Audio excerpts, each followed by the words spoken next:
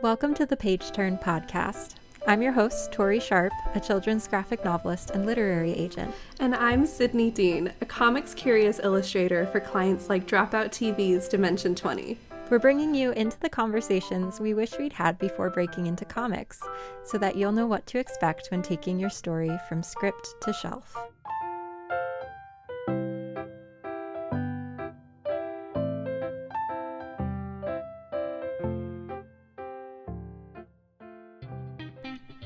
Episode 3, Making Each Other Laugh and Cry, an interview with Jes and Cin Wibowo.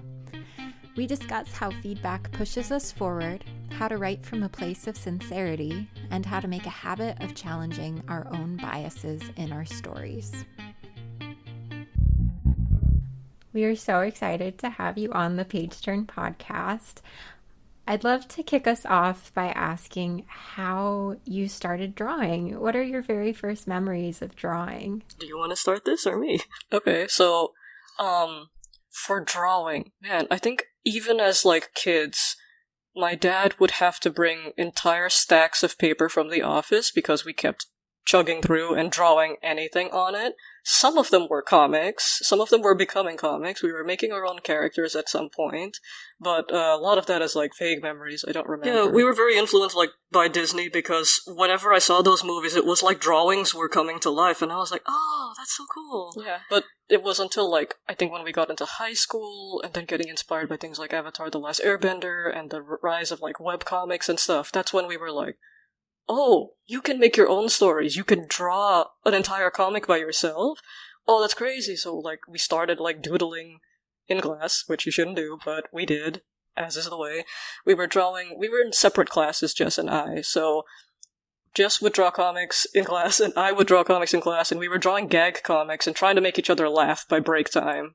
So we would doodle in class, and then we'd show each other the comics to try to get each other to laugh. And sometimes we would critique each other, oh wait, I think this would be funnier if you added, a panel to pause. A pause panel, and then the punchline would hit better. Yeah, and then, we didn't realize it, but that's, how you learn to become a comic artist. You're already giving each other critique and feedback on how to improve timing and pacing and storytelling. So, from that hobby, we just kind of spiraled into casually doing comics in our spare time, though during classes and stuff. Yeah, we were always interested in comics as a medium, but, back then, my perception of comics was mostly, superhero comics and manga, but, I was always kind of afraid to get them because you would get bullied a lot for liking superheroes back then. That's not the case now. But the thing I really liked about webcomics was that they were so accessible. You could just get to them on your computer. They were something to look forward to every week, like an episode of your favorite show. And you could sometimes talk to the people behind... you get to peek behind the curtain whenever, the artist was always talking about their process. The part of the reason we were making gag comics a lot was that we really liked things like Kate Beaton, Harka Vagrant, a classic. The Droid comics, I always loved those. Beartato, Big Stan. Yeah, and even MECC Orego was doing stuff. Yeah, there was Laser Pony comics on LiveJournal. I always thought those were so funny. So many people were doing gag comics, and we were just I want to be funny, and then we drew silly comics. So that's the childhood part of, suddenly I was just drawing comics. Yes. Having feedback just readily available like that, passing it back and forth, finding so much joy in it, for one, just from the get-go, but also being able to, have that kind of passive critique, gentle, thoughtful. It sounds I don't know how gentle it was, but, just it sounds kind, at least, not you were ripping each other apart, but you were just curious and pursuing that curiosity together. That's such a cool way to learn. And you're saying you shouldn't be drawing in class, but it sounds like you were learning a ton from this. Oh, yeah. Just not what was being taught. Yeah. Well, we were learning something else, but yeah, it was a joyful experience for us because, it was normalized. I didn't have that same, of course when I went to art school I was afraid of critique classes and stuff, but, even to this day, when we're working in our workstations together on graphic novels, we still peer next to each other and be like, Jes, what do you think of this? Cin, what do you think of this? And then we switch back between this and that. So, critiquing each other has always been part of the work process, and I realize that's something a lot of people who don't have identical twins to talk about everything to don't have as readily. It's it's still recess all these years later. Oh my gosh, amazing. It sort of reminds me of like my brother having his friend over to play video games all the time. Like they would learn so much by playing together. And I think that realizing that as an adult made me feel much better about being so bad at video games that I didn't have anybody to theory craft with when I was 10. No, that's so cool. So okay, you made these gag strips when you were kids.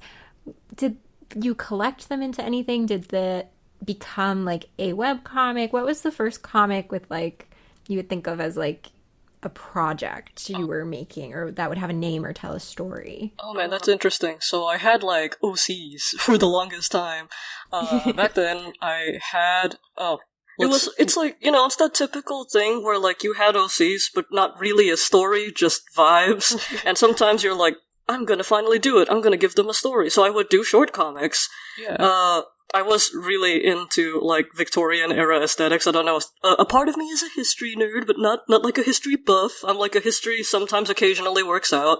So I was really into that aesthetic. I would be like, we drew like a lot of Victorian era characters and they were just kind of bantering with each other. But like, I think the thing, when back we were in DeviantArt, we would collect, like, one of them was about this little mouse detective who would be solving a mystery and like, we called that Detective Mimi. And then sometimes we would make, like, we promised to every Christmas make a bigger project of these characters. We always did, like, ambitious mini-comics, essentially, on top of the gag comics that we usually churned out. We posted those on DeviantArt. We had a bunch of, like, steampunk community nerds who liked them for a while, but it was, like, a small little pool of our own community there. Yeah, I remember, like, one of the Christmas comics was just about two kids in front of a store who slowly become friends after talking about looking at, like, shoes in the store or something. Yeah. It's such a distant memory, but, like, that's the thing I remember, like, that was my own thing. That was our first time we, like, did a project. Every Christmas we would do a mini-comic with these Victorian-era characters. Wow, and even on that first project, you're talking about people kind of following it on DeviantArt. Did you feel like you had a community around your work even back then?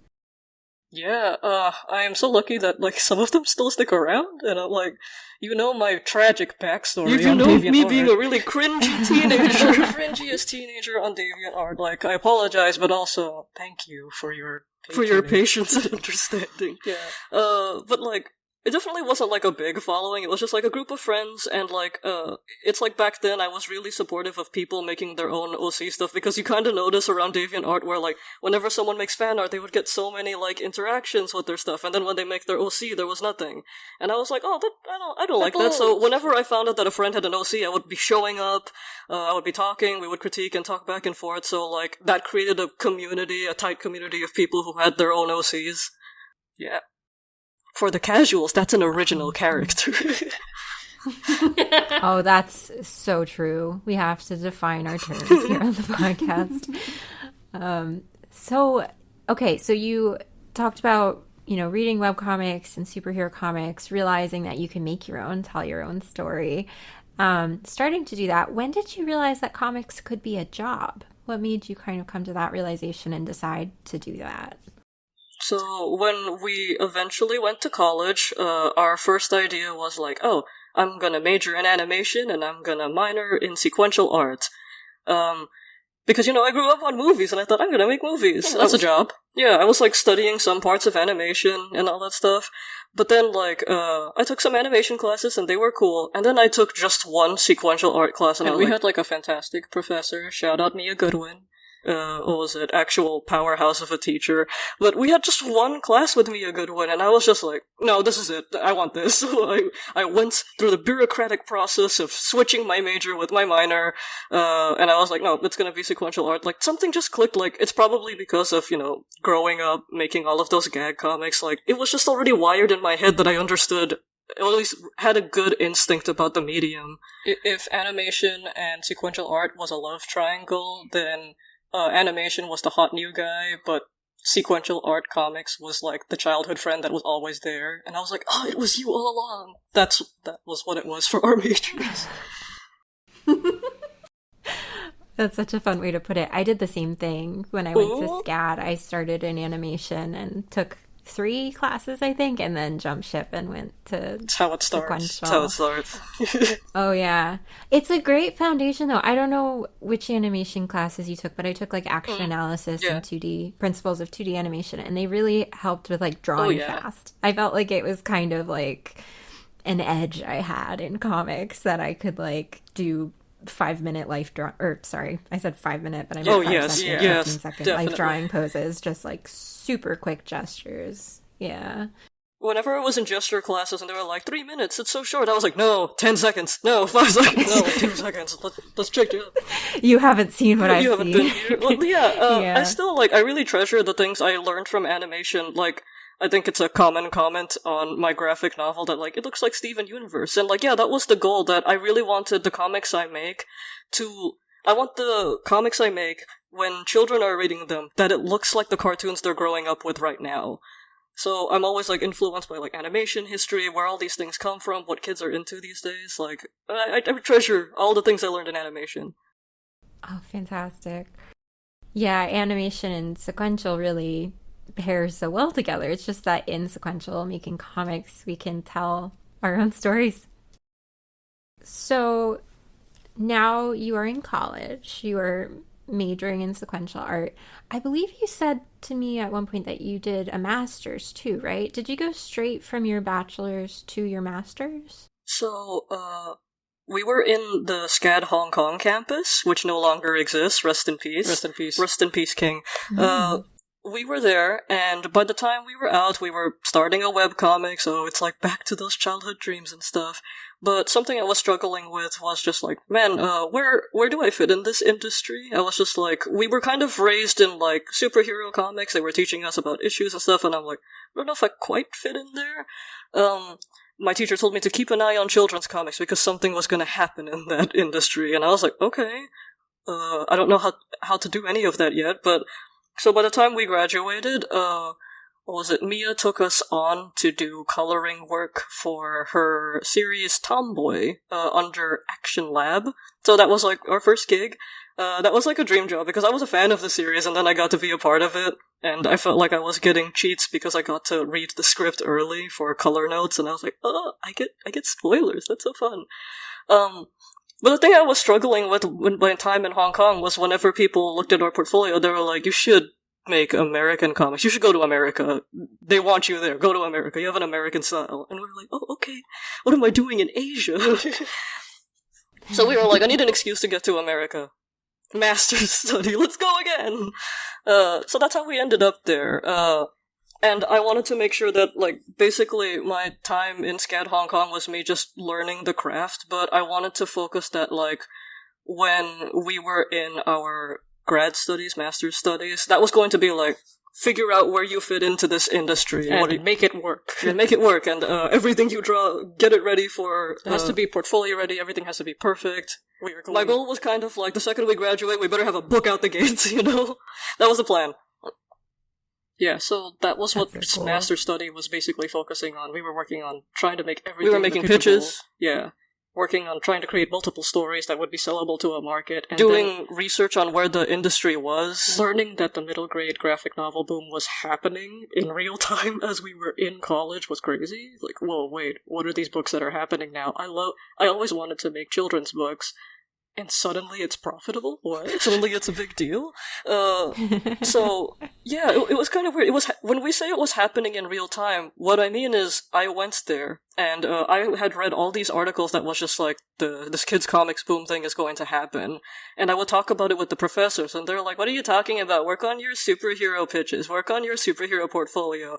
And we'd be like, that's why I was surprised you said a professor told you about it. Because I did not have the experience of professors realizing it was coming and giving me a heads up. This is why I'm like, Mia Goodwin is a powerhouse. I think she has like maybe an oracle's eye into the future, or she was just paying more attention than most. Her mom works in bookstores and librarians, I think. So she had insider knowledge. It was like, something was happening.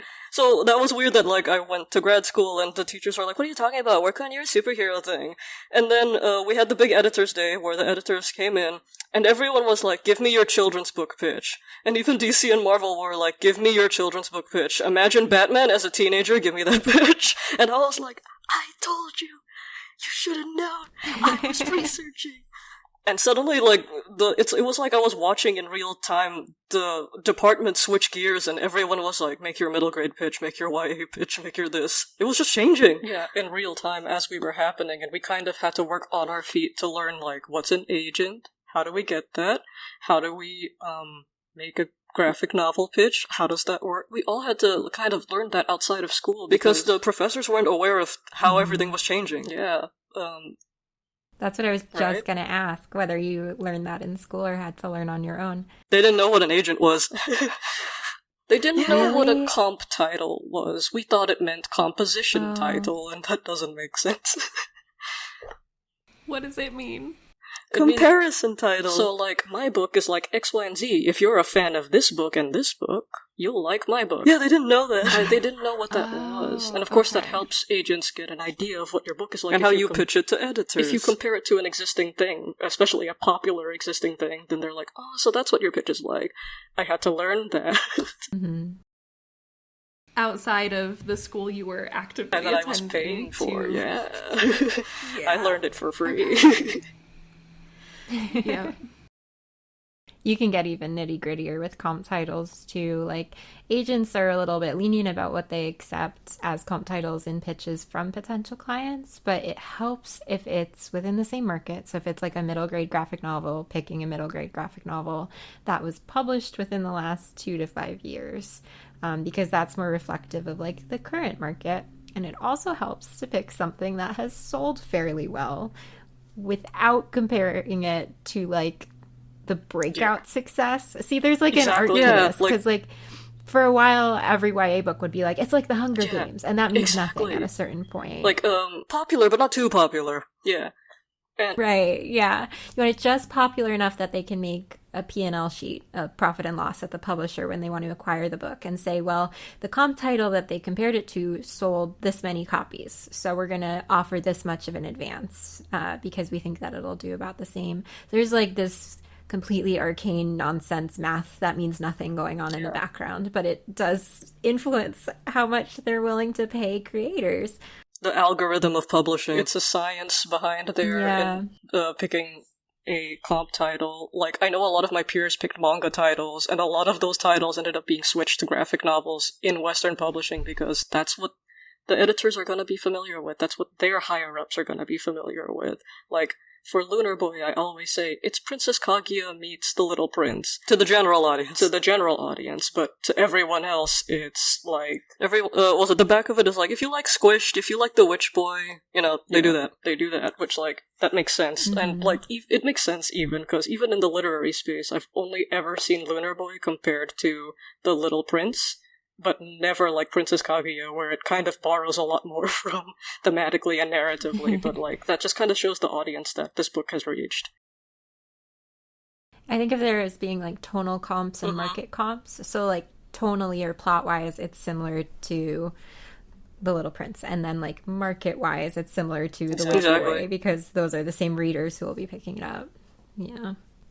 It was very savvy of you to say that while you were in school, you were working on multiple pitches. That's actually something I don't hear that often, that like you didn't just put all of your eggs in one pitch basket. It sounds like you were making multiple. Were you like most invested in Lunar Boy when you were getting started, or did you have like genuinely like multiple stories that you were developing? Yeah, so it was interesting because like the plan yeah, we had like the plan between us was like, we'll make a bunch of pitches and we'll see what the editors vibe with, or the what's testing well, you know, the testing well of it all. And Jes was working on pitches, I was working on separate pitches, so we were like using our twin team knowledge to just like try to churn out a lot between us. And I was the one who started with Lunar Boy first, but that was the one that people felt the strongest for, and they felt like the themes really resonated with the most. So that was the first pitch I was like, I'm gonna create, and then I'll make more. Let's make more ideas in case this one doesn't fly through.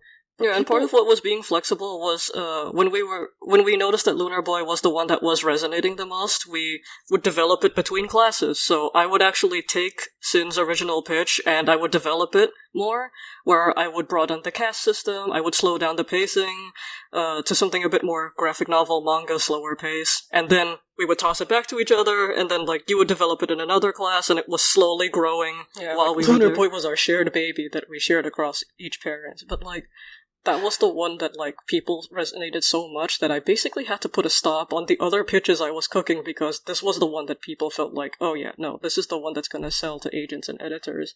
So even though it was the plan to create multiple pitches, and we did create some pages and pitches for other stories, Lunar Boy resonated so hard that we were like, Okay, it's this we one. should put all the energy on this one. That's awesome to be able to recognize. Yeah, I'm curious, like, I don't know at what point in the timeline this comes in, but, like, at what point was it clear to you that you wanted to do this career, like, as a team? Oh, man, it's like asking what it's like to breathe, right? For us, it's like, Yeah. would you collaborate with your twin? Yeah, we've been doing We've that. been Like, ever Like since breathing. we even got, like, that gig to color Tomboy, they didn't say, oh, only Cin, I only wanted Cin. They were just like, yeah, you both, because then we'll get more done.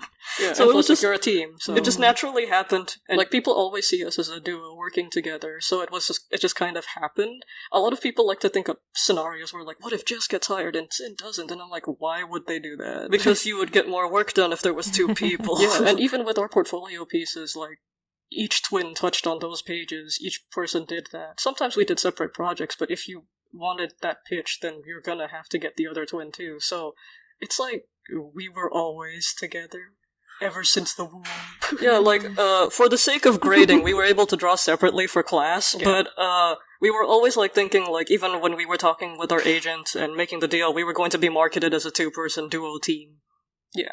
So, like, it's always been the case to want to work together. We took the same classes all the time, save for the first time where we were assigned, and we separated for that time. And then the minute we were able to choose our own classes, we took classes together. Because this is how that team works. Yeah, it was like, I don't think it was ever a decision, it just naturally happened because people are like, technically you get more work done with two people, so this would be a good deal. I guess I'm curious, do you guys ever feel like you get taken advantage of in that way? Of, like, people wanting to hire you, you know, you're two people doing a lot of work, but maybe they only want to pay the price for one person. We are always careful about that. We talk about that with our agent. They're like, we're gonna make sure that you're paid as two people. I do think that sometimes people think we're able to churn out a lot more than, makes sense for two people. Like, I think they see... I think they overestimate our power. Yeah, not to feel... In comics, I think even if there's one Yeah. person, they assume you can turn Exactly. out a Yeah, lot more definitely, than you because, can. like, they'll be like, they're two people, they should be working twice as fast, and I'm like, you're not considering that we're also working on multiple projects. I'm booked for multiple... We have multiple book deals right now, so it's So not just sometimes you're kind of getting the labor of one person working on one project at that speed because I'm working on other things with other publishers. So that's something, like, I always want people to be aware of when you're hiring a team, that maybe they have other, commitments, that's the word, yes. Yeah, so, like, there are definitely times where, and I know some people have said to us, like, you should have been working faster, and I'm like, dude, this is fast already, and I've got more projects that I probably can't tell you or announce yet, and those are taking my time too, so... I'm always working on more than you think. More than you think. More than I'm letting you know, so, like, no, this is fast. Don't try to say otherwise, you don't know my speed. Your work is also just, like, luscious with details. Like, reading Lunar Boy, seeing all the patterns, seeing how, like, all of the crowds in the background, like, you get so... You fill up the world with so much, so many props, so many beautiful outfits, and there's care in, like, every detail. And it feels like for that to happen, you have to expect that it's going to take time. Yeah, thank you. A lot of what went into that is we wanted this world to feel like homesick nostalgia, so I was making sure I was rendering all these things with detail because, I was partly working on it in the US, but eventually I made it back home to Indonesia and was working on it, but a lot of people aren't familiar with these small little details that make up living in Indonesia, so I wanted to fill it with these details where, sometimes you get like a really tourist brochure look at Indonesia where they're like, oh, look, here's a culture, here is a culture moment, here's an this. animal. And I'm like, I wanted the mundane, beautiful things where someone looks at that and I'm like, and they'd go, you'd only know this if you lived here. So that's why it's in so much detail. It's like, I want people to look at that and be like, oh, that's home. That's exactly how I felt. I've never been there. I think that you really nailed that sense of homesickness, even for readers who have never experienced that culture themselves. That's so interesting that it was so intentional to approach it that way. And it feels like it really ties in with the themes of the book that have to do with change and curiosity about where your place is, whether you should go back. In terms of Lunar Boy, it feels like the themes of change are woven really throughout it. When did it become clear to you that that would be what the book is about? Oh man, it was about so many things in the beginning. Yeah. Because I was raised in I was trained, I should say, to write for issue by issue superhero comics. That when they're like, oh, in a graphic novel you get about 200-ish pages, I was like, so that's 20 superhero issues. No, because it's paced so much slower. So I was stuffing it with so many things, and then by the time it made it to an editor, they're like, "We gotta just shave it." I mean, that's not a bad change, but you gotta shave all of this. Yeah, I overstuffed it. Was it the editor who acquired the book who helped unoverstuff it? Yes, Yeah, actually. So the editor that I ended up with, Carolina Ortiz, we love her. She's incredible. She is. I've only met her She's once. great. She's so cool.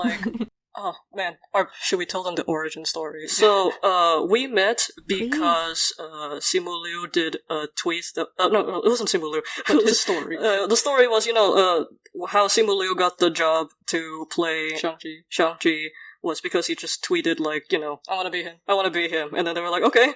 And then it was Ryan Estrada who tweeted, let's all do a Simu Liu today, tweet what you want. And I was just like, I want to make middle grade graphic novels that are magical and bittersweet. So Here that's are my dream publishers. Here are my dream publishers. And then Carolina contacted us and emailed us and was like, would you like to make that happen? And we were like, oh?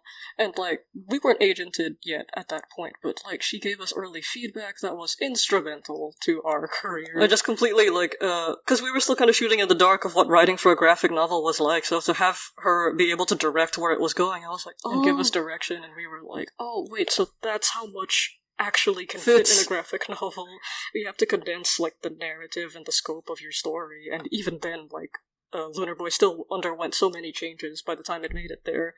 It took a while before that specific theme of change and how much a kid has to deal with all of that and come to terms with it. It was in the process of all that shaving that we basically made it to the core point where we're like, okay, if I was trying to get to the point of what we wanted Lunar Boy to be about, it was trans person, queer person goes through culture shock. We wanted the intersectional idea of not just any kid going through a culture shock. What would it be like if all these multiple facets of identity were informing your culture shock when you're making a big move as a kid? So that was the thing, and then that was when change became the through line of the story. Yeah, definitely by the time we were agented and stuff, that theme of change was already solidified, and we're like, yeah, no, this is definitely what the trajectory of the story is going to be. Did you find that your agent, once you signed with them, also had feedback on it? Or at that point, were you working pretty directly with your editor? Yes, she had such valuable feedback for also, making it more age-appropriate. Yeah. What was it? Aging up and aging down the dynamics in the story. And the characters. So we met our current agent, Britt Cease, through DV Pitt.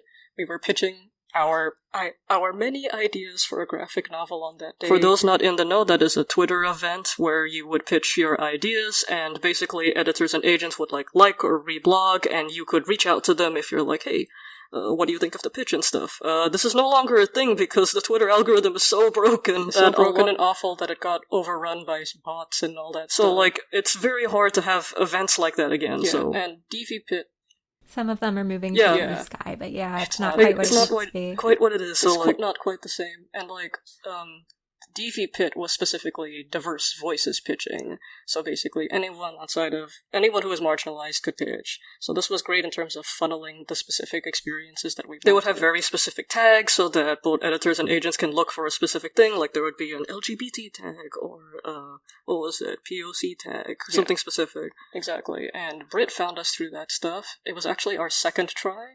The first try we were just kind of just feeling it out, and we got a bit of responses, but I was kind of doing it at the last minute, so the second time we were more prepared, and we were like, okay, let's pitch this for real, and then we did, and we got 3 agents who emailed back to us, but it was Brit who really stood out of all of them because She gave such substantial feedback. Yeah, she not only gave us story feedback, but it was clear she understood the comics medium itself as well, and that really impressed me, because I'm like, oh, usually these people are just focusing on story. Like maybe they were from prose and they just found out about graphic novels. Yeah. But no, Brit was just like, I'm a comics fan, I know this stuff. Yeah, little did I know she was a massive nerd and actually loved superhero comics as well, and manga, and all that stuff, so that explained it.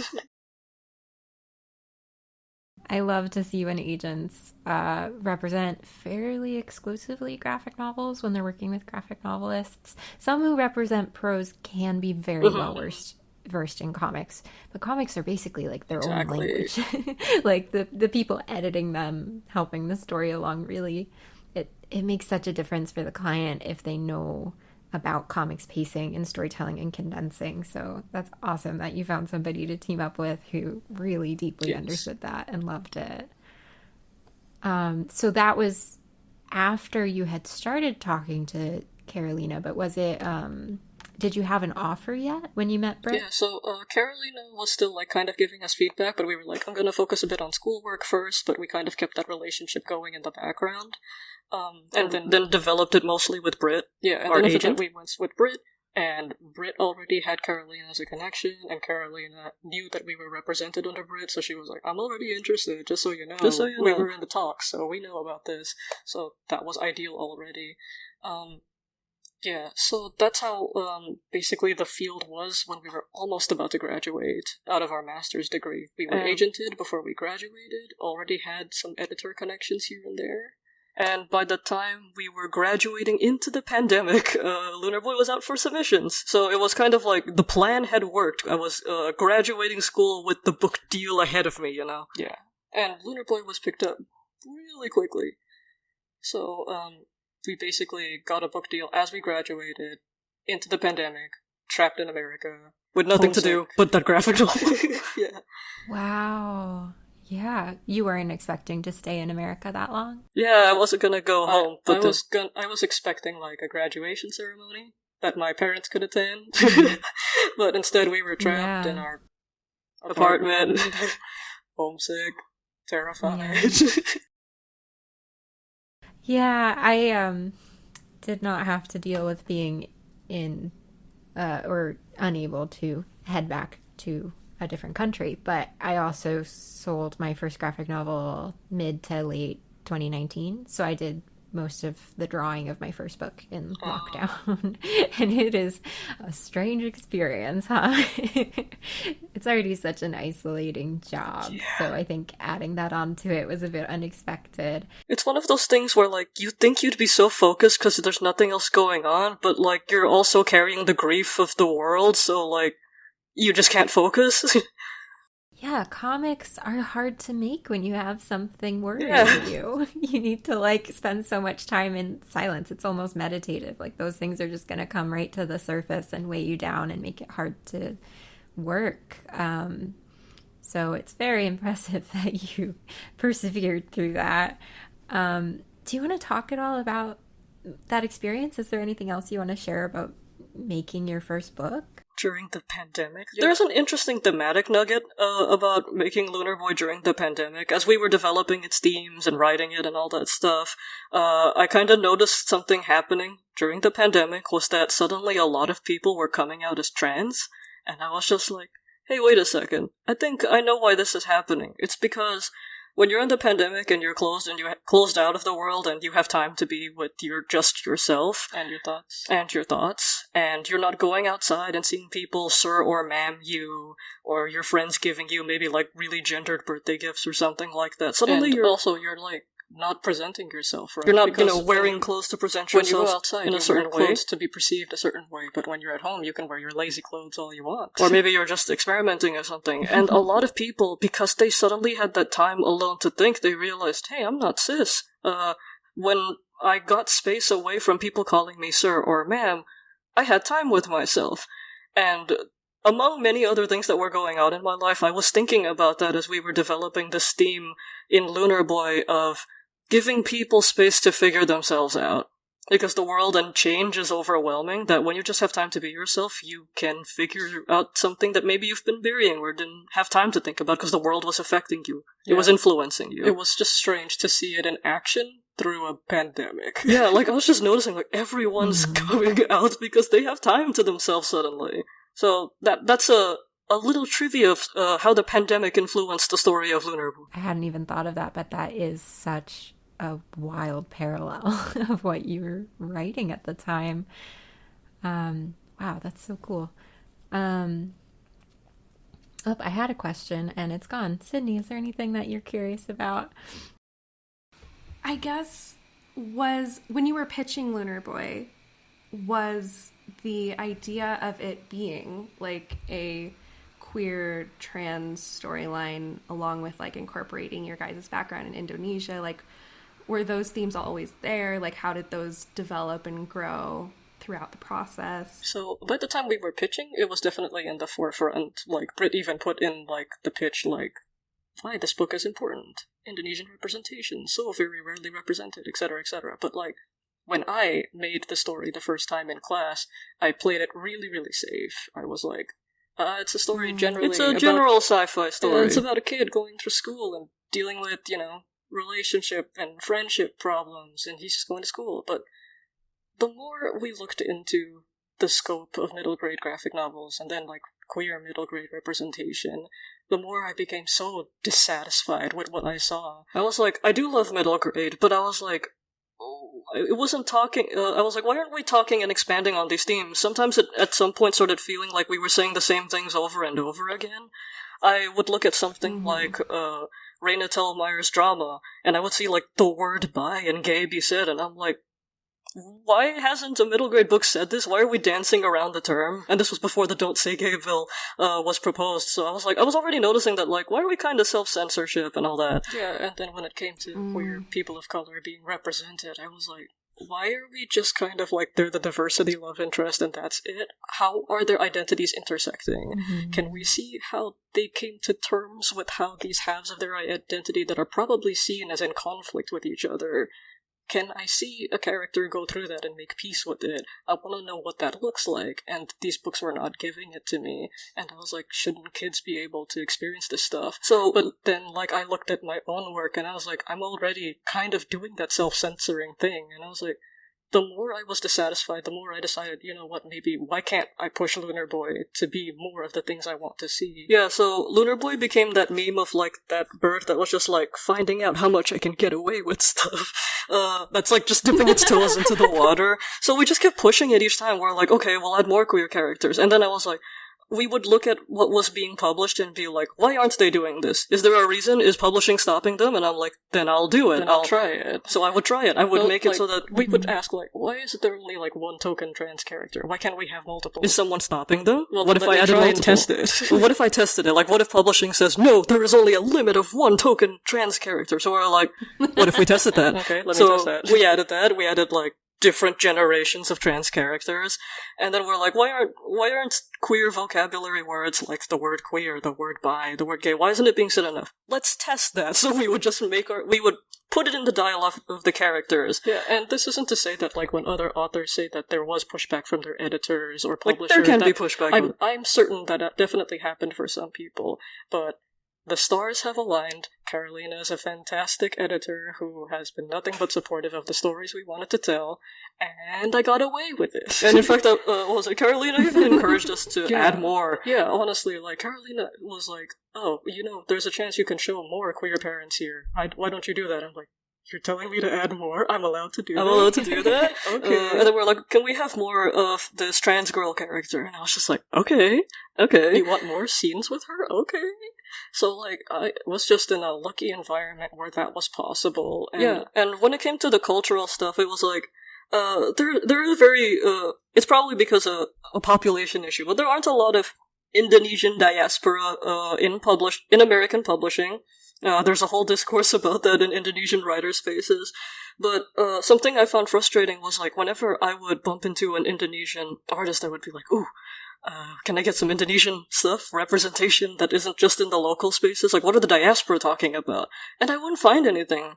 it would be a lot of, like, vague, general fantasy, and I'd be like, okay, so what would it be like to make an explicitly Indonesian fantasy sci-fi story? Maybe we're all just worried that we're not allowed to do that and they just need to see someone do it.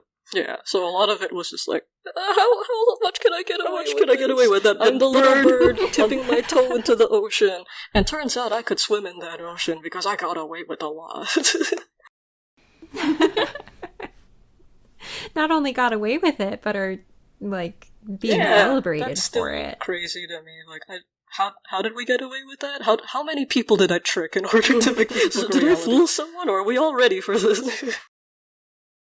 You tricked 0 people. You fooled 0 people. It's, it sounds like the stars really aligned for you to be able to tell a story that was really honest. And that feels like a rare thing, but I think that you're right that a lot of us could do it and just stop ourselves.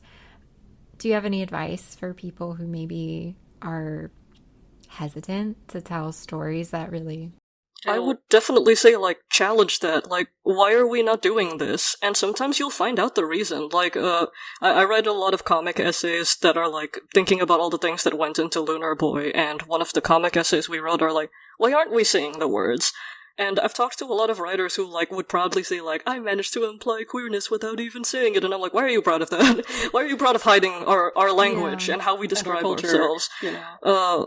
And even when I was pitching Lunar Boy in class, and I would, like, write about how, like, we should be saying the words more often. Yeah, so what's interesting was Jes was able to get away with drawing some Lunar Boy test pages by applying it to your thesis. Yeah, my thesis was, like, you know, why aren't we writing queer vocabulary, queer terminology in our works? Why are we self-censoring? Why this? And a lot of the feedback I got was like, well, the words will get outdated, you know, language changes. And I'm like, another excuse, how interesting. I do think that, like... Let's not use any words because they're all going to be meaningless. Like, so what's the point? We're not preserving our language for younger generations to learn about us. The culture will just die out and slowly be forgotten. And it's like, when they say things like, oh, these words will be co-opted and become slurs one day. And I'm like, so we quit every time a word is co-opted, then we will have no language. And when we do that, we give power to people outside of our communities who appropriate our terms. When we're just like, oh, I don't want to touch those words, it became dirty. We're like, the word is queer, it was about being different. It was always dirty and different, so embrace that. So I think that if you ever find yourself, like, second-guessing, what I do is, like, challenge that. Where is it coming from? Because out of the many conclusions and many reasons I hear that people don't write characters saying that they're gay and keep talking around it, is because I think we just grew up with so much censored media. We grew up with things like, you know, I love Steven Universe, but you understand that it's working around animation censorship. I don't fault anyone there for not being able to say it, because I know there would have been pushback. But when we grow up with stuff like that and we don't think to challenge what the creators are trying to push through that, then we just mimic it without wondering why. Like, we're mimicking the oppression that is being put onto the people who had to do that in order to get the stories out there to begin with. And I understand that things are extremely dangerous nowadays with the rise of book bans and censorship, and that it is a rough time. But, like, what do we gain by hiding ourselves and being vague? Like, I see a lot of people make the excuse of, make something that flies under the radar so it gets into the kid's hands, and I'm like, at what point did you dilute the experience so much that the kid doesn't even recognize it anymore? Like, maybe you turned it into such a hardcore allegory that they don't even see the character as gay anymore. Yeah, so, like, a lot of my feelings about this is, like, we live on this earth for such a short amount of time. Well, life is precious and limited. And as comic book artists, we don't get... Our labor is precious. Our labor is precious. We can't draw comics forever. Our hands will eventually give out. So draw that comic while you can draw. And there's never going to be a good time for queer art. There will always be resistance. There will always be... It doesn't always get better. Yeah, it doesn't always get better. So just make it. Yeah, I'm from a country where it's not going to get better for a very, very long time. So just make it. So I'll just make it anyway. What if I never make it? Come on, we have to do something now. So yeah, that's, like, the motivation. But sometimes when you're in a country where it's so much more oppressive and dangerous... It teaches you not to be complacent about progress. Yeah, because I'm like, well, someone has to do something now. You can't wait for a good time. There's never gonna be a good time. That's my long, rambly speech about that. Yeah, like, just challenge why you hold yourself back. You guys Yeah, you're dropping bars. That ruled. I'm feeling like so inspired right now. I've never thought about the concept of like mimicking the censorship that we were seeing. I also love Steven Universe, and again, like grew up on like fandoms and reading into, you know, trying to read between the lines to like draw out queer subtext that probably was never even intended to be drawn out. Like, and I totally do think I have the tendency a lot of the time when I'm telling stories to mimic that feeling, or like that, like, oh, but isn't it more fun or juicy if it's like, you know, between the lines? But it's not. It's like, it's what's actually true is that the most fun I had, like, consuming those stories was when I went to like the uncensored fan fiction and fan art of like, when fans were like creating that text and making the things that were meant to be subtle or meant to be censored and like putting it into like real words. When the fanfic made the queer bait queer canon. Exactly. Yes, like that was the most inspiring and fulfilling part about being a part of those fandoms, was always like when people were being brave and just saying the thing. It rules. You guys are doing really cool work. I love it when, like, my favorite kind of fandom is the one that appropriates the IP and is like, I'm gonna punkify it and make it my own thing and make it more radical text than could ever have existed in the corporation. Like, that fandom is like, oh, that's my bread and butter. That's my bread and butter. I love it when the fandom is far braver than the text could ever have been. And, like, we should make more stories Transformative like that. media is just so fun like that. Yeah. So, like, that's why it's important, you know, right, for us to challenge our own biases. There was a point, you know, where even a character like Noah, this non-binary kid who wears, like, a half skirt and sometimes a full skirt. Noah from Lunar Boy. And, like, I designed them originally to just be, like, wearing pants, wearing this, and being pretty presentable.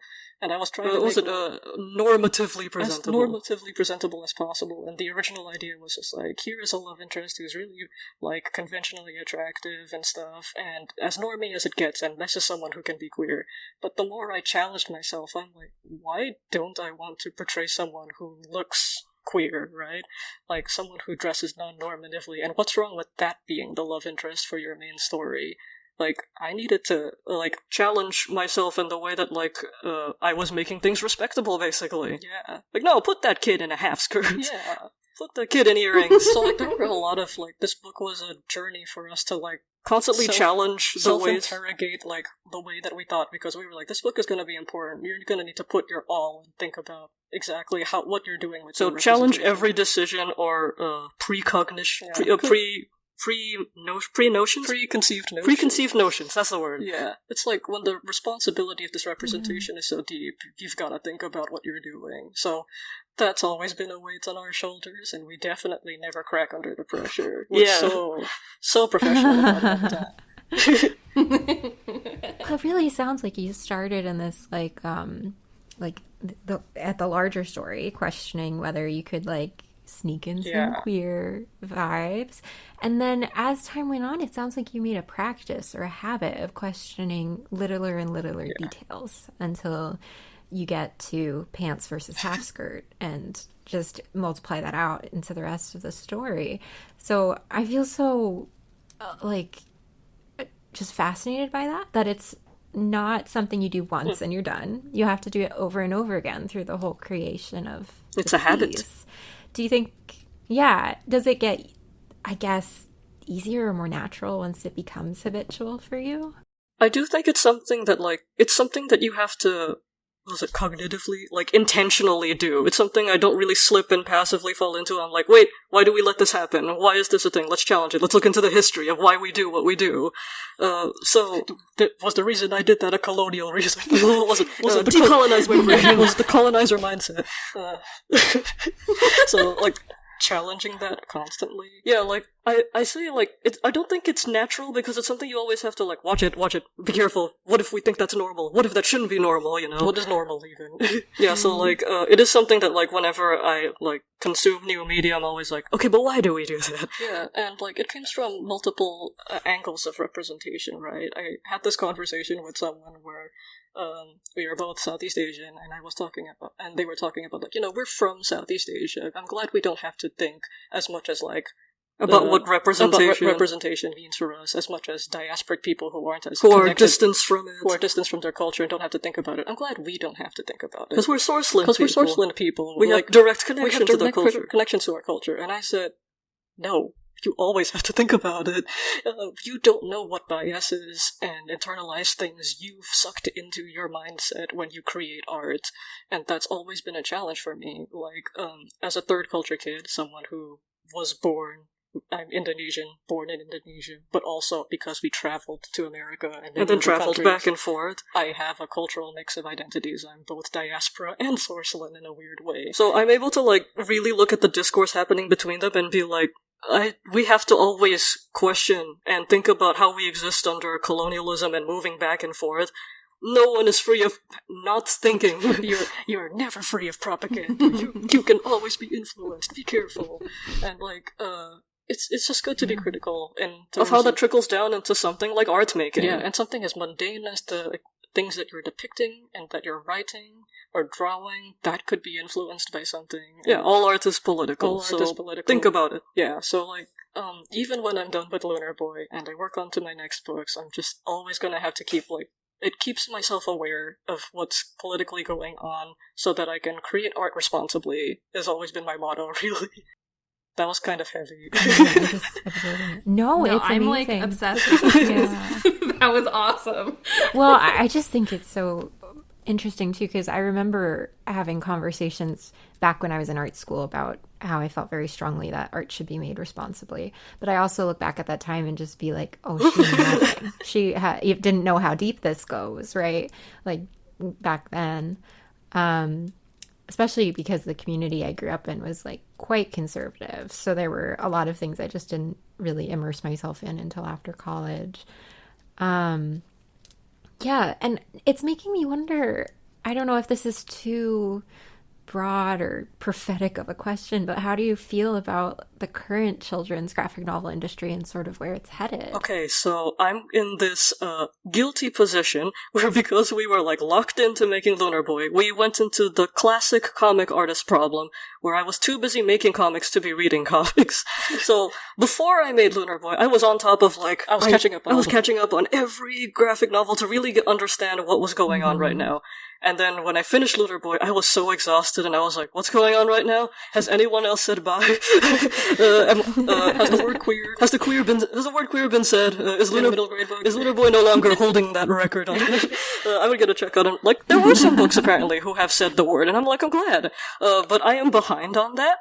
So I don't totally know the current space that middle grade has, and I really want to catch up on books. Please recommend me books. I need to get back on that. I will admit, I started this podcast in part to make me books from, like, the guests who are going to be on, because I feel the same. Making comics takes so much time; it's hard to read comics. Making comics to make comics. Too busy making comics to read comics. That's the same. Yeah, it's the worst curse ever. Like, we love comics. I don't have time to read them though. It's just awful because, like, I do. Yeah, like I do need to make, like, dedicated time to catch up with, like, the state of where things are. All I can do is. It'll come in waves, right? It'll come in waves. I'll be on an airplane and I'll get through. And suddenly I'll have so much time to catch up. So much time to read a graphic novel. But yeah, I don't know the current state, so I'm not as informed and confident enough to be able to say what the state of things are. Yeah, but if I was to give a saying, I'm like, you see all this pushback of the book bans and the censorship and the don't say gay? Don't fold! Keep saying it, be louder, please! Yeah, like... This isn't the time to back down. This is the time to be louder about it. And the minute you back down, you are allowing the oppressors to be able to speak over you and consider that an acceptable thing to happen. And that should never be the case. Yeah, so, like, we should be louder. Yeah. You know? That's my hope. That's my hope. I'm sure some of you guys have been loud. I'll just read your comics to make sure and find out. Once I'm not busy writing fanfiction. How? Okay, so Lunar Boy's been out for, like, about to be a year. Almost, It'll have its anniversary in May. Yeah. Exciting. Have you guys, like, been able to get any feedback from the readers, or, like, does anything stand out of, like, you know, a story from someone where the book like really resonated with them, or like these themes that you push so hard for? Like I am very careful about, there's that whole discourse about authors shouldn't be in reviewer spaces. Be careful. And, like, I totally understand, because sometimes I'm reviewing books, and I don't like the idea of the author peering over my shoulder and being like, you better be nice to me. I'm like, what if I have an honest opinion? Why can't I? There's whole discourses about authors sneaking in on reviewer spaces, so I'm always very careful to keep that distance. And I understand my mental health. I worked so hard, and this book is so sensitive and personal to me that maybe I don't want to see people say bad things. So maybe it is good that I'm not there. But if someone tags me and says like, "Here's my review, I want you to see," I'm like, okay, well, you're giving me permission. I see you. So we're lucky to have heard so much from other Indonesians and queer people about this book. Queer Indonesians, too, who were brave enough to tell me that they found the book and they read it. And, that's always kind of chilling when you're a diasporic person, because I'm like, don't judge me for not doing things completely accurately, please, is it okay? But no, it's been overwhelmingly positive from the community. The ones I treasure the most is, like, from other queer Indonesians, especially diaspora, that, like, they don't have connection to, their source land Indonesia, because they're so removed from it, and like because we don't see a lot of Indonesian representation in the West, they have no way of connecting. So this was like their way of connecting. Yeah, and their only access to queer culture is probably going to be the white dominant ones in America or whatever country. So to see something that was like specific to them, like I'd get comments that like, I'm used to seeing queer representation. This was Indonesian and it was Muslim. I've never seen that before. I didn't know I could exist all at once in one piece of work. And I feel like, don't cry. It's gonna be fine. Don't cry. Yeah, and like, there's people that I've met here who were waiting on my book to be released, and they would say things like, I'm learning Indonesian queer vocabulary. I didn't know this was a thing. And I'm like, it's funny how even people in the source land here at home, they don't know about these. Our history is kept from us, We don't get educated on queer history. Obviously, that's being hidden from us.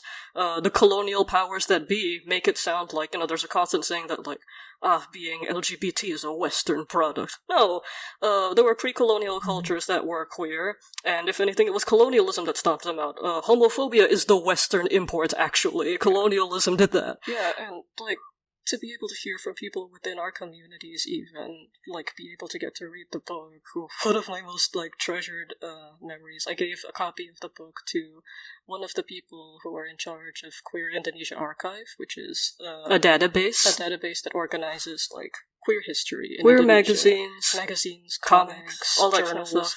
They're doing fantastic work, and memory preservation is what they call it. And that's so vital for a community that is close to being wiped out, right? And one of the people there, like, he read Lunar Boy, he loved it so much, and he has been in support. He's an incredible guy doing such important work in our community.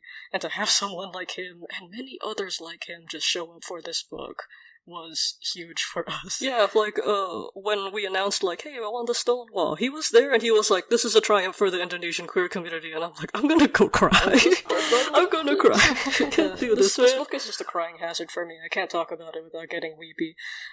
Yeah, like, I was originally expecting, like, because, like, I'm not that big of a fish in the Indonesian artist community, and kind of by design, because I was worried. Because, like, there are so many cases of queer Indonesian writers and artists getting bullied off of social media because, like, the local area is very homophobic and stuff. So I was very careful about, like, how to be curated art space. Yeah, curating my space, and because of that I was like, I don't have that many, a big Indonesian following because of that. But no, the people who find you and are looking for it find you, and they talk. They showed up and they recommended to other people, and I was blown away by how many people truly showed up for it once Lunar Boy became available locally, which I didn't even think was possible. But somehow a miracle happened and the book was available in some of the stores here. And they're, like, sold out constantly. There's, like, bestseller stickers on it, yeah, and like, I would have friends in different parts of Indonesia. They were like, okay, I ordered in my bookstore to be like, I would like first dibs when it shows up, and they're like, okay. And then she showed up to the store and it was completely sold out and they were out of copies on the first day, and I was like, who are these gays? Who are these people? I don't know two people, but, like, I didn't anticipate that at all, because I was like, who's gonna know about some small fish like me and my book? I'm not anyone big or famous or anything, but no, people showed up. word of mouth happens and people showed it up. Yeah, so like in terms of like reviewer feedback that hits home with me, it's just when it finds the people that it was about, that just hits. That hits, and it's hard not to cry over it. I feel like some of what you're saying is it's so incredible to see that the book reaches so far beyond what we can control. Like, it sounds like in those cases, either just from sort of the book design, which is partially in our control, but maybe kids are finding it that way, or it's pushed by booksellers or by librarians or through marketing from the publisher sometimes. Both of you, though, did a fantastic job of marketing Lunar Boy. It was some of the best like online social media book promotion I've ever seen. That means so much. And you were, yeah, no, I remember seeing it happen like just a few months before I was going to be promoting my second book, and like finding you both on Discord and being like, how? Help me, how do you do this? And I think you made a guide of a little write-up. Yeah. Yes. I made a private little document, shared among friends. Yeah. So basically, this links into this whole idea of like being an international author in the American space. And one of the things I was really worried about is I'm not going to be able to do school visits and go to conventions. Flying over to America is already really costly. What can I do with the resources that I have? And, you know, I read guides about, like, book marketing and stuff, and one thing they always emphasize is, like, if you have something going for you, use that. And I was like, I can draw! So I was like, okay, I'm gonna use that to my advantage. Other authors are like, I have a TikTok, I can film myself, and I'm like, I don't want to be perceived. You know, I think it's always... I can draw. Yeah, I think it's always important to recognize your boundaries with social media and what you're comfortable with. So when I saw a lot of writers were just like, I'm gonna record TikToks and talk about myself, I was like, but I can draw. I can make a picture. Somehow you have boundless energy. Yeah, because I was like drawing more right than the now book to promote my book while I'm supposed to be drawing the next book. Like, even that is impressive because you are working on multiple projects even when you are promoting. Yeah, it's these a books, lot. So. Basically, like, my head is just like, if I can't show up for, school visits, library visits, and store visits in the US, I gotta make up for it with something. So that's just extra labor on my end. Yeah, but we were just like, anything to help get this book out there, people need to know it exists. I also, like, just as a street smart way of how I handle book marketing, I always think of myself as, like, I'm a consumer too. If I saw the book cover over and over again, will that make me want to, or... Because we, as an online people, are so used to being exposed to ads, what can shake it up for you? What will make you actually want to buy something? Because we're so used to seeing ads everywhere we go. Yeah. So for us, that was like, draw a new thing. And we're like, what would convince me? What has convinced me in the past to purchase a book without making it feel like an ad? So like, a lot of the times it's like a fun conversation. Like, hey, did you know my book would do this? Hey, it's this. Hey, it's that.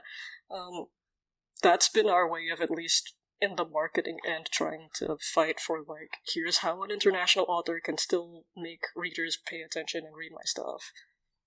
And fanfiction. There was something really tactile about fanfiction. Oh, to, like, build an audience for your book? Yes. Fun, but sometimes... Do you want to talk more about that, too? Yes, so... I've listened to your first preview episode. I love the stuff about fandom to career and stuff. I am a weird case where it is in reverse. I was making a lot of, like, I mentioned earlier, I was really into, like, OC stuff, making original stuff. I kept seeing how people were getting more engagement in their art when they were doing fandom. So I kept showing up for whenever they did original stuff. And that has led to a career in making a graphic novel and all that stuff, showing up for other people's projects. But what basically happened was I got burnt out from all the graphic novel work. I got really jaded from the state of being an artist online, and that pressure really hits when you're an international author, and online is kind of all you have to interact with the industry.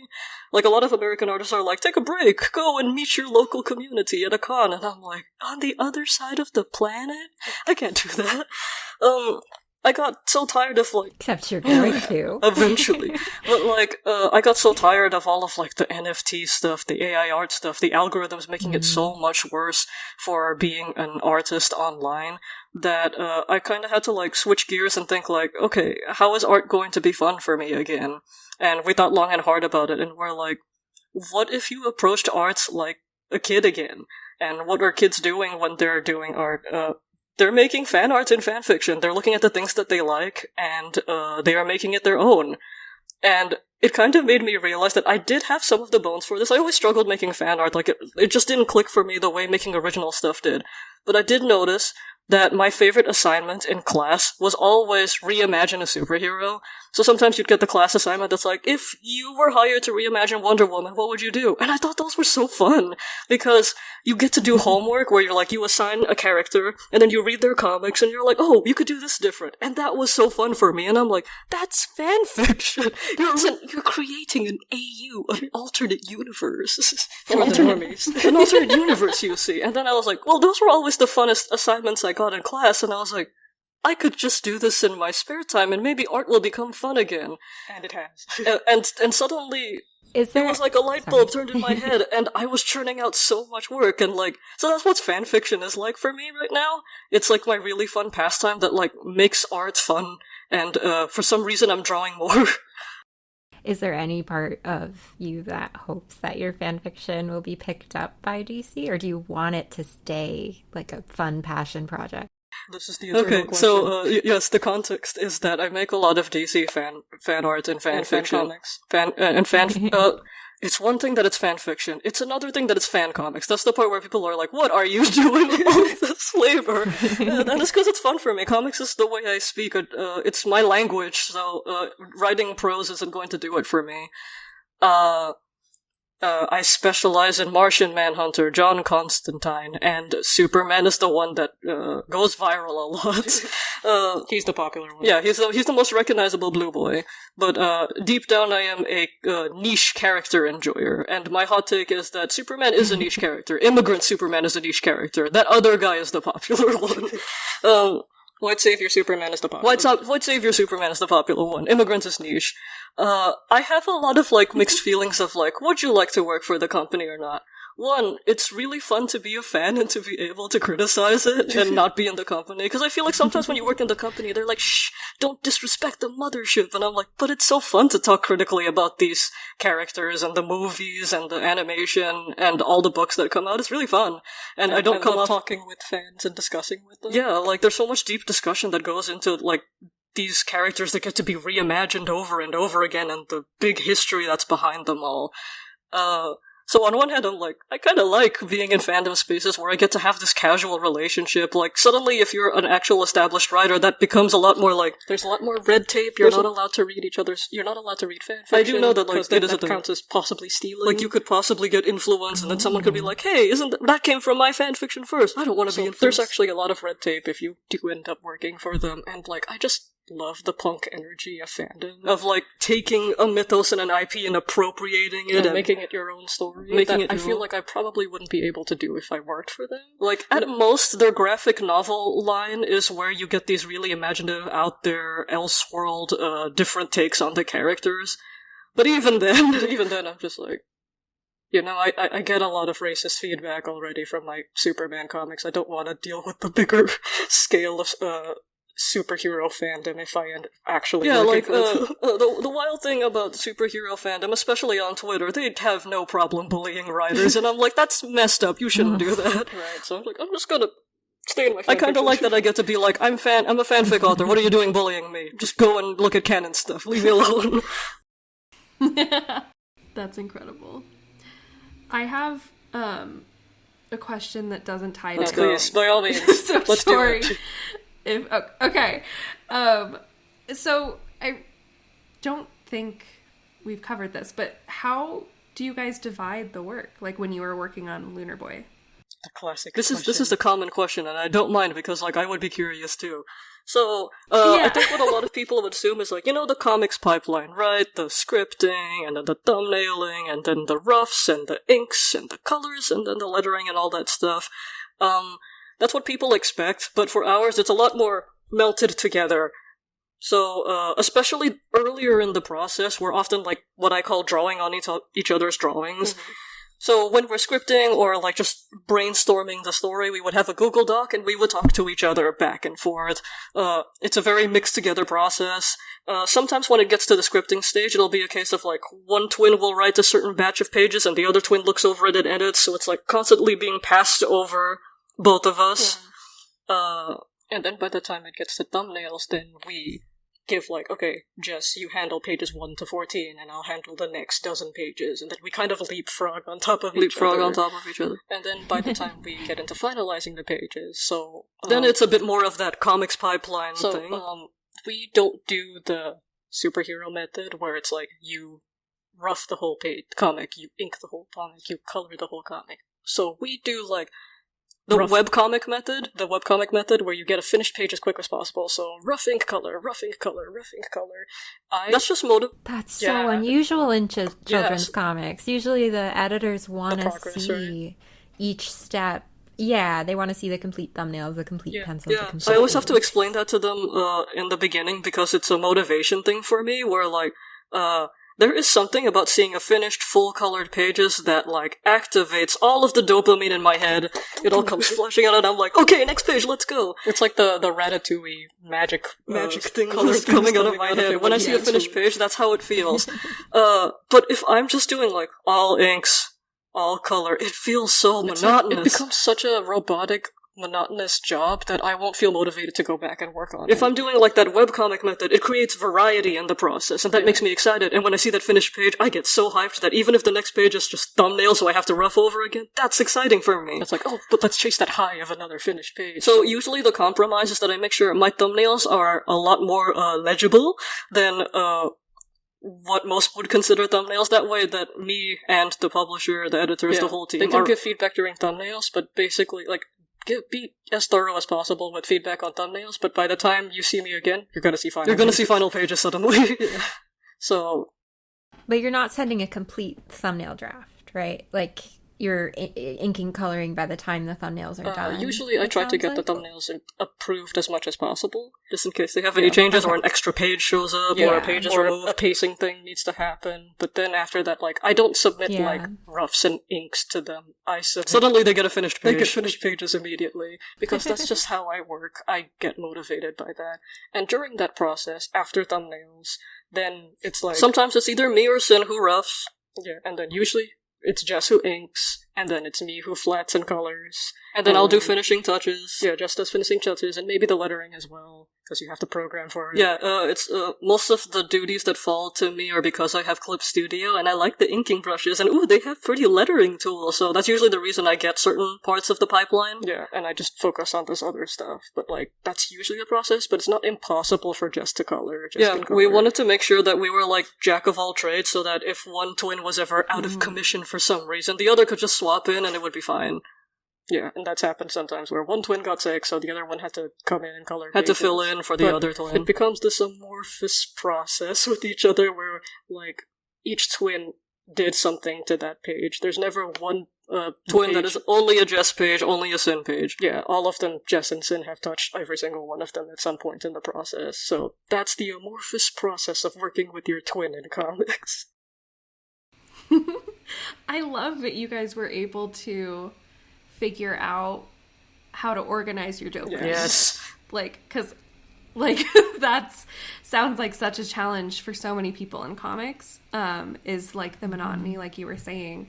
And, yeah, I just love that you questioned that. And we're like, okay, but can I just do it the way that makes me happy and the way that will make me continue to make comics?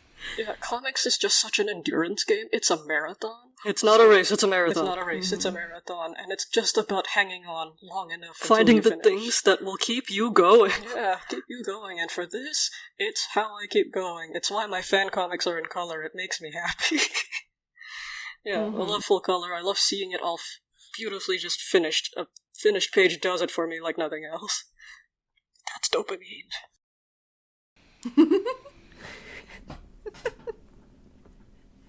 Yeah, and you have the two different avenues for that. You have your fan comics and you have these finished pages of your, like, published books that you get to see along the way, and I am jealous. I don't think I could actually work that way personally, like, having to do the whole thing through for thumbnails, the whole thing through for inks.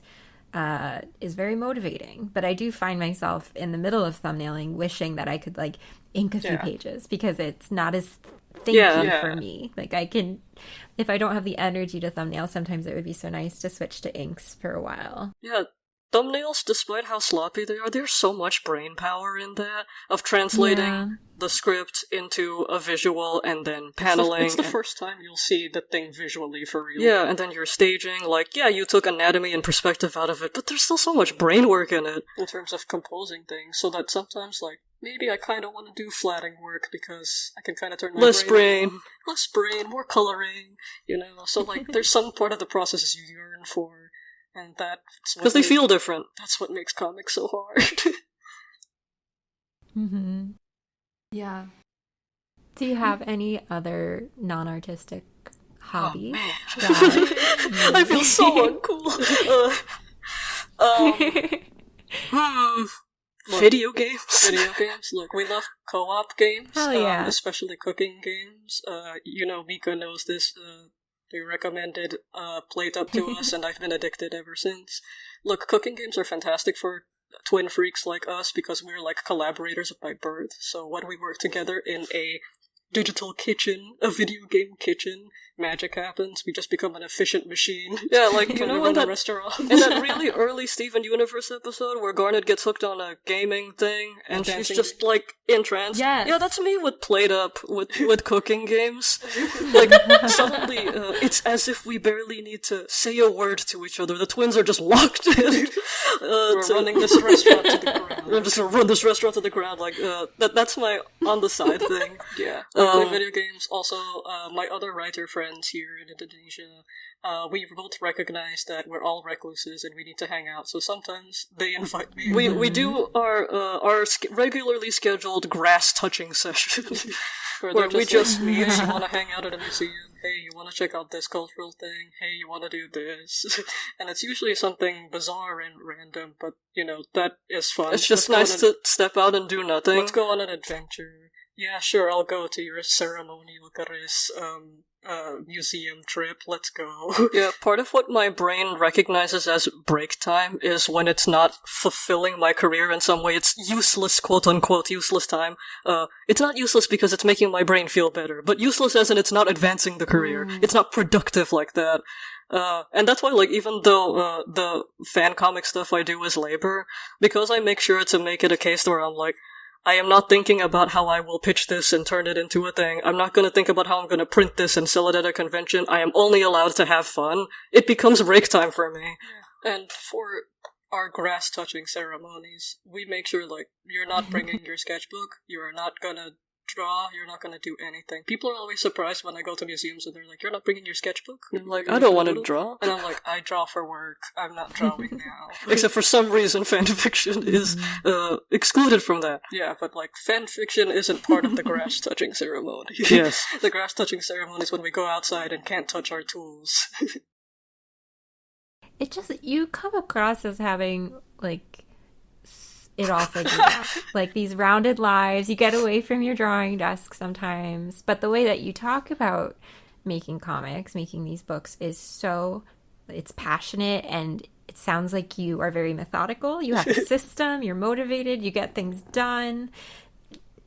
Is it ever difficult for you? Are you like the rest of us, or are you just I have lazy days. I swear I'm more like you. I just come off really intense when I talk about I'm things just I'm trying passionate to. about. I'm just trying to impress all of you.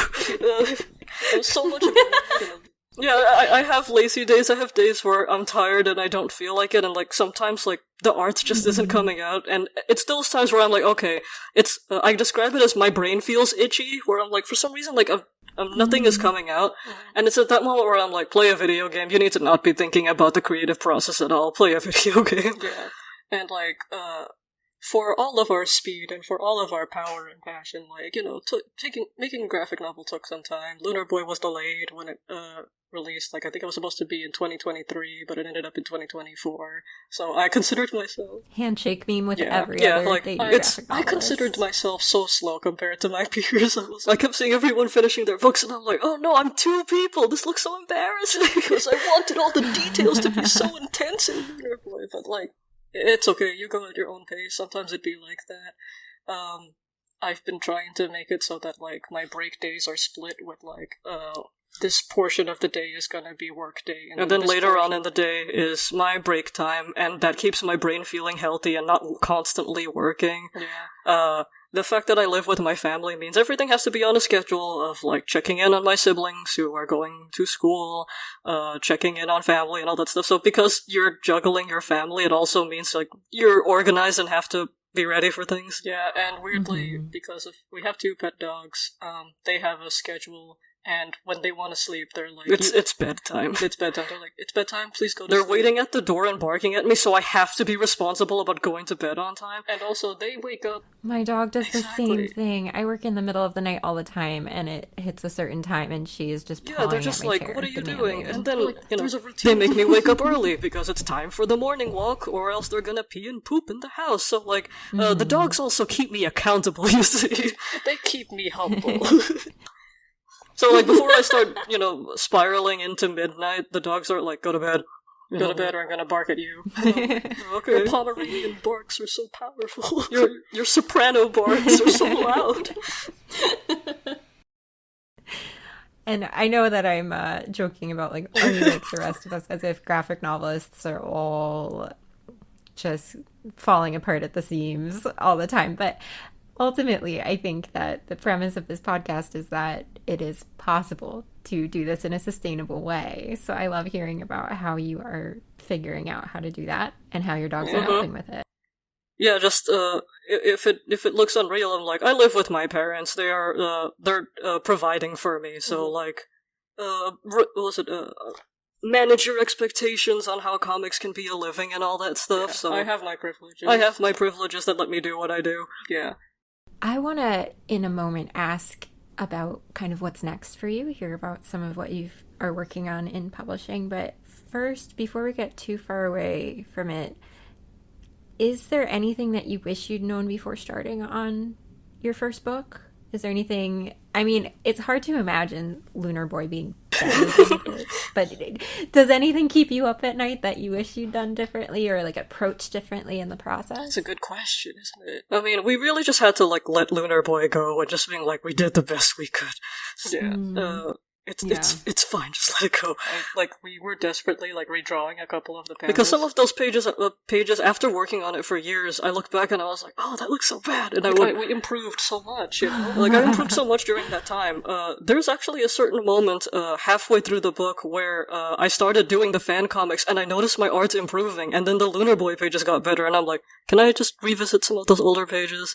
And snuck them in during revisions. And I was like, yes, I can bear looking at those earlier pages now. But, at some point, you need to let it go. Yeah. I look at it now and I'm like, oh, I could probably draw better than that, but also, come on.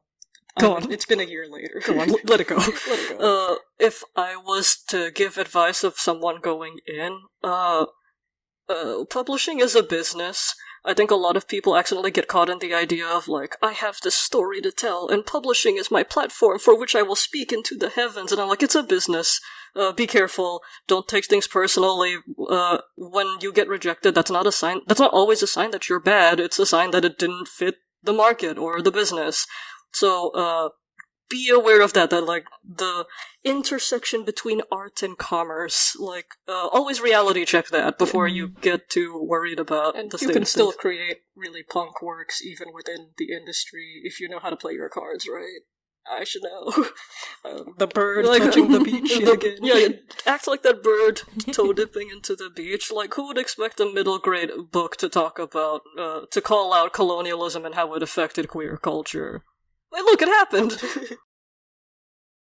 I was so happy when I saw that, by the way. I didn't get to say that the first time, but I saw that come up in the book and I was like, nice, let's go for it. Going for the jugular. Fucking say it.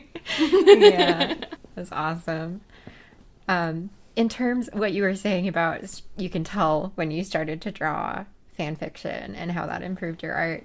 Oh my god. For me, with my first book, it was just getting completely brain rotty about a specific D&D character and drawing her 1,000 times. Literally, at least 1,000 times. Sydney has seen the box of drawings. It's just a box of loose paper. It's crazy. Oh, that's amazing. It was awesome. But I just so relate to that with that idea of needing to let go. I had an experience. I finished drawing Just Pretend, my first book, and I turned in the inks, and I was fairly happy with them. And then I looked back at them a few weeks later, and I like wanted to throw up. I was like, what did I do? No, people can see this. Yeah.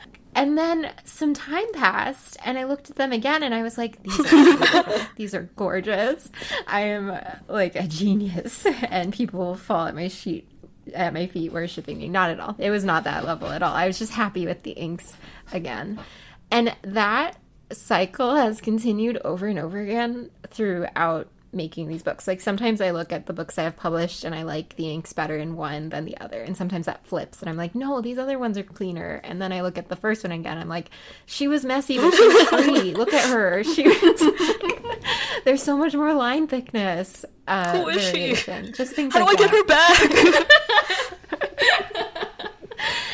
And I just find it to be such an unpredictable part of being an illustrator, like our relationship with our work, that we can't know whether it's good in a sense, because you're talking about there being panels in Lunar Boy that are a different level of quality to some other panels. I'm like, what are you talking about? It's only through our eyes. It's just exactly, yeah. We tend to be so much more critical or aware of the story of what's going on in our own work than anybody reading it ever will be. I'm my biggest critic. Someone could be mean and I'm like, right. Oh, you don't know what I've said to myself. Oh, and then someone's bigoted and I'm like, okay, maybe not that. I'm not that weird.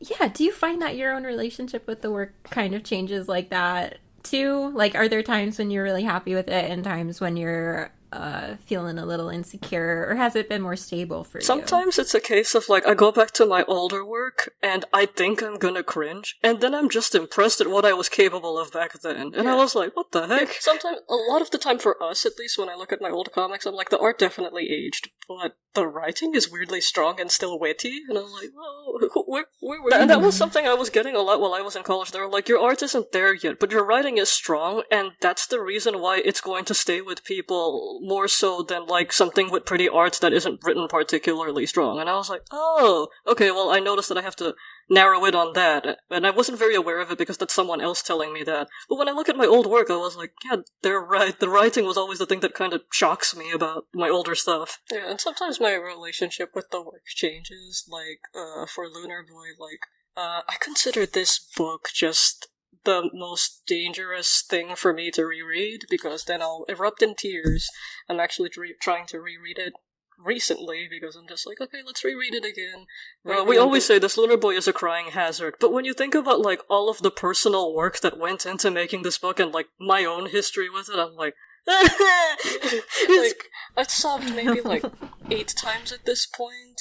It's embarrassing. Like, it's like laughing at your own joke. Why am I crying? I'm just triggering myself over and over again. And like, it's not so bad now that the book is out and people are telling me they cried. I'm like, oh, okay, so I'm not the only loser crying at my work. Yeah, I think the part where like, sometimes you get so caught up in your head that you don't really have like, I don't want to say objective, but like, you don't really see your own work with fresh eyes, is that while I was working on Lunar Boy, for the longest time I was like, man, is anyone gonna care about this? Like, this is such a specific thing. It's just, how did I sell this? There are so few Indonesians in America. How is anyone gonna buy this? Like, the whole time I was like, man, does anyone care? And it was also, like, really hard to, like, share the, like, I would share the thumbnails with my peers, and I wouldn't hear back from them, and I'm like, it's because it's bad. It's not good. It's and I would just get caught up in my own head about it, or I'm like, is it good enough? You just need a nap. That's what it is. And usually it's like, you need a nap, and you need a friend that actually responds to you. I would, like, send it to another friend, and they're like, this is amazing, what are you talking about? And I'm like, oh, reality check. Yeah, and, like, sometimes, like, we had a recent, like, Superman fan comic that was, like, 14 pages of just, like, Superman, Clark Kent walking Lois Lane home from a night at the Daily Planet, and when we drew that, when we were writing it, we were like, okay, this is just your usual story that we're just gonna draw out. We wanted to... For me, it was a very casual write, and I was kind of thinking, like, not to think about how the algorithm works and all that stuff, but I was like, I'm not drawing Clark Kent as Superman, so it's not going to catch people's attention because they don't see that recognizable character very quickly. It's very mundane. I don't know how people are going to feel about it, but it's something I want to write about, and so I wrote it. And then, like, it came out and people said they cried reading it, and I'm like, he's just walking her home. What are you crying about? He's just walking her home and talking about relationship problems, and they're like, no, you don't get it. I really needed this at this time. Yeah, and I was like, I had to ask, like, I had a Indonesian Canadian friend, and he was just like, I cried reading this, and I'm like, why? Not to be that person, but like, why? I really want to know, because at this point I lost perspective of my own thing, that I would like to hear what other people say, and they were like, it's because the world really sucks right now, and you said it's okay to have hope, and I was like, okay. And they were just like, the longing and the romance that's happening in between them, that stuff is really hitting, and I'm like, oh, okay. They were just walking each other home when I wrote. And yeah, they were saying profound things as they were walking home, but like, I didn't cry when I was working on this. Like, sometimes I write something and like, I know it's going to be a tearjerker because I'm kind of sniffling as I write it, or I can feel like something welling up in my eye, but like, I didn't. But that comic, I was just like, it was the most casual thing I ever wrote. And yet people are sobbing, right? People are sobbing. Mm-hmm. So I think like, changing relationship with art is like, sometimes you just need to ask someone else what they think. And without all of your own baggage, you get a new appreciation for your own art, you know? It's those things. Art's weird. Art's weird. Yeah. When my last book came out, it was, like, so... How do I put this? When my last book came out, every review I was seeing, which I wasn't going on, like, Goodreads, but there are people who, like, post blogs, right, when they do book tours and stuff to promote it, everyone was mentioning a different thing. It was like they'd all read a different book. And most of them were things I'd intended. It wasn't quite the, like, they're just walking home. What are you seeing here that I'm not? But it was, like, fascinating that everybody's experience of reading the book is going to be filtered through, like, their brain. Yeah.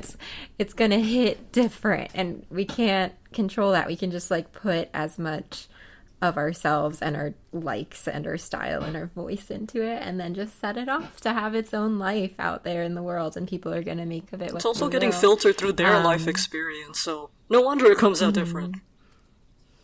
Yeah, and in some ways apparently that we just completely didn't intend, but most of the time it's like comforting to me that even though like no one reader will ever get all of it, maybe collectively people end up noticing most of the things that we're intending to say.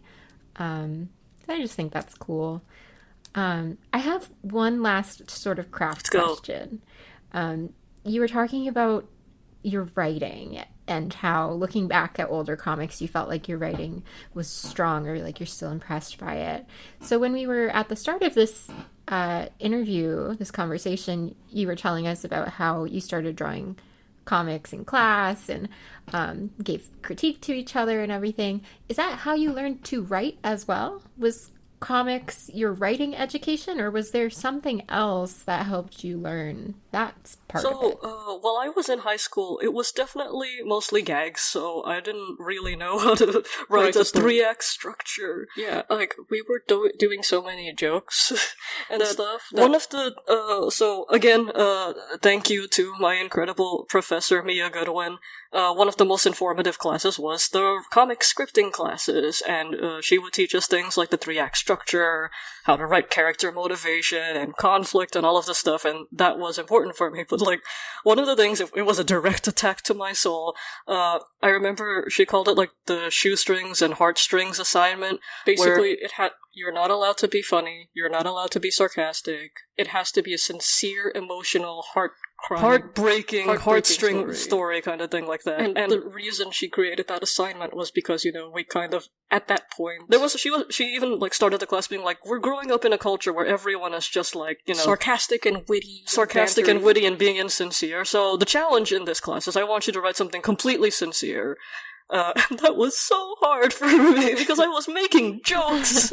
I was just making gag comics. I was being the silly. It was so difficult. And in those first few things, like, I don't think my stories were particularly good in that class, but they were so necessary for me to just actually take it seriously.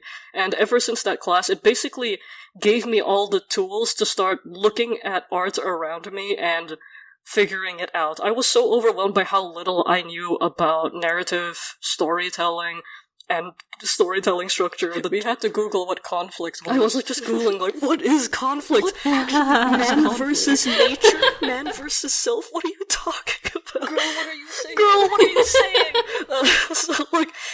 I got so overwhelmed at one point that I was like, you know what I'm going to do?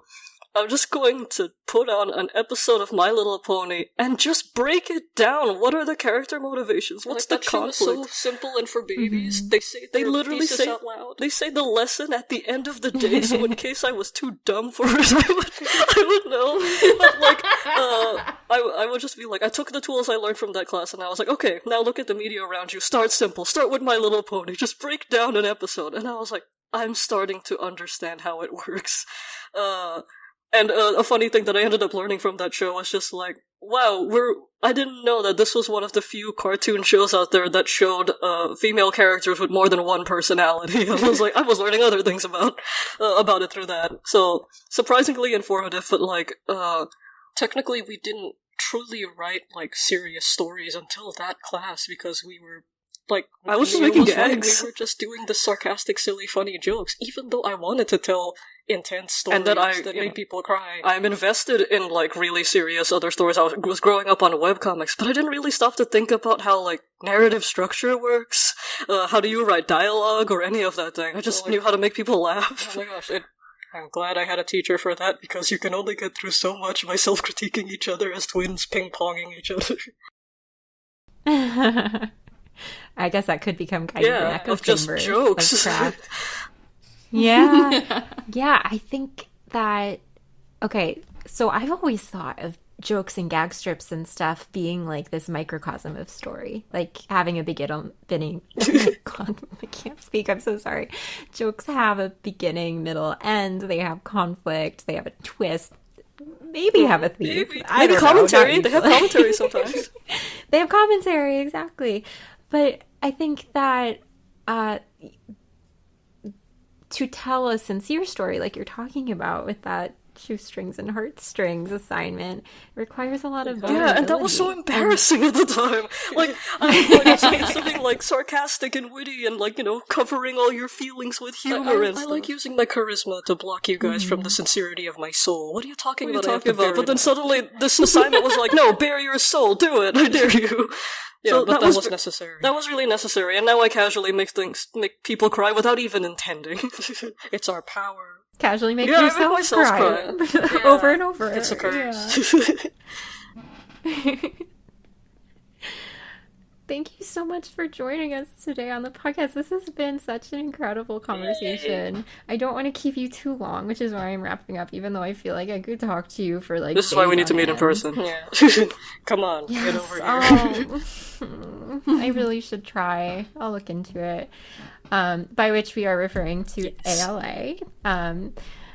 Jes and Cin are going to be in Philadelphia for that, right? Yes. That's correct. Oh my gosh. Philadelphia, there for ALA to accept our Stonewall Award. Whoa! Yay!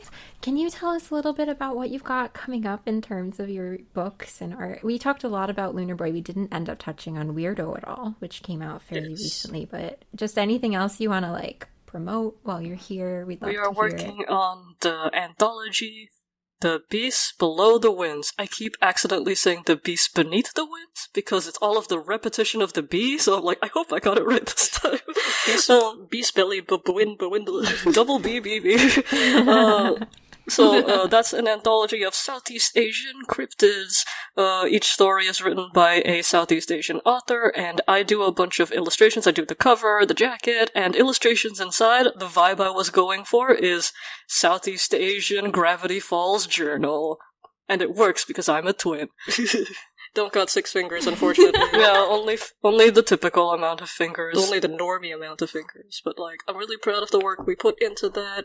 It means a lot that, like, I don't want to make assumptions, but like I think there's just something so funny about how we're suddenly seeing Southeast Asian projects in response to Disney putting out Raya and the Last Dragon, and how we were very unhappy with that. And suddenly there's all these new movies and an anthology and books coming out, as if we were responding and saying, no, not like that. So We gotta fix this. we gotta fix it. So this was exciting, and I felt like this was a part of that movement for me. So that's I'm excited for that. And Beast Below the Winds is from April, Yes. right? When is that coming out? Sometime this year. Late this year. Which, it's always shocking when I'm not working on a comic thing and how fast it shows up. It's like, prose books happen so quickly, wow. Yeah, they don't have to draw it yet, okay. So, that's the ones I can talk about. The other ones are like, hasn't been announced yet. Yeah, so Lunar Boy was a exciting. 2-book deal, so we finished Lunar Boy, and now we're working on our second book, still with Carolina, who was amazing. It's not a sequel. It's not a sequel, it'll be a brand new story. It is the most difficult thing I've ever written ever. Sophomore book blues is so real. The second book, I don't know why it's so stubborn. We literally told each other, like, we're gonna make this easier than Lunar Boy. Lunar Boy was carrying so much, let's make this easier. And then it's the hardest thing I've ever written. But, like, I can't wait for you guys to hear Yeah, once you see it, you'll be like, oh, that's why it was so That's why hard. Jes and Cin's complaining so much. Like, I think once... Oh my god, I can't wait Yeah, to cry. definitely, yeah, there will be tears. Yeah, there will be tears. I'm going through rereads of it and being like, oh, here it comes. Oh, here it is. But it's Aw. great. And unannounced thing. Other unannounced thing. Yeah, Oh my what? gosh, 2 mystery projects, exciting. So if I ever seem slow in my output, forgive me, I'm between many things. I'm caught between so many lovers right now. Well, thank you again for coming on and joining us. And oh my goodness, this is No, this was so great. I can just talk to you guys like forever. You guys are so chill. You guys are so chill and funny. Thank you for listening to the Page Turn podcast. Your hosts are Tori Sharp and Sydney Dean. You can find out more about this podcast and our guests in the show notes or at torisharp.com/podcast. The theme music is Would You Please Wake Up by Patricia Taxon. Would you please wake up, my dearest love? No one has told me that I'll be okay yet today.